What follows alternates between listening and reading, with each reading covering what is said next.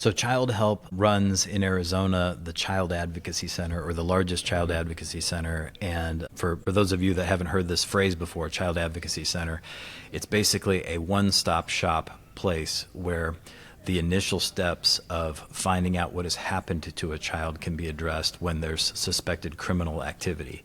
Normally when a crime is being investigated, you have a crime scene, you have the police, and how is that crime going to be investigated? If there's injuries, you have a hospital, and if you're not careful, you can have the victim have these series of very traumatic appointments, and just the process of having them tell their story over and over again can be re-traumatizing.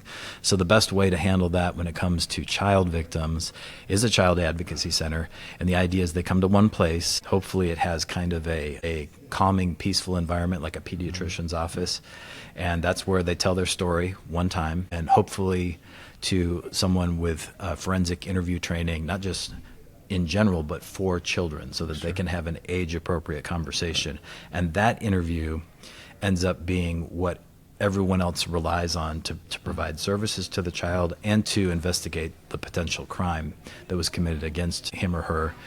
And so when I say one-stop shop, I mean in one building you've got the police, you have healthcare providers like sexual assault nurses who are there to administer the examinations. You have counselors that are there to begin the conversations with the child to help them heal. You have the State Department of Child Safety like we had in Arizona. So it can end up being a whole group there. And the phrase that really got my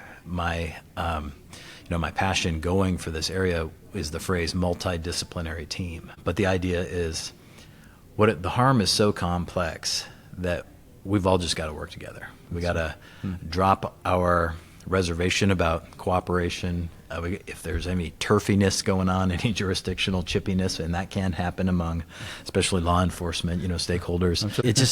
It tended to go away and when it came to child investigations, and I just really appreciated that spirit of cooperation, and I wanted to be around it. So that's why I got involved with child advocacy centers and specifically with Child Help.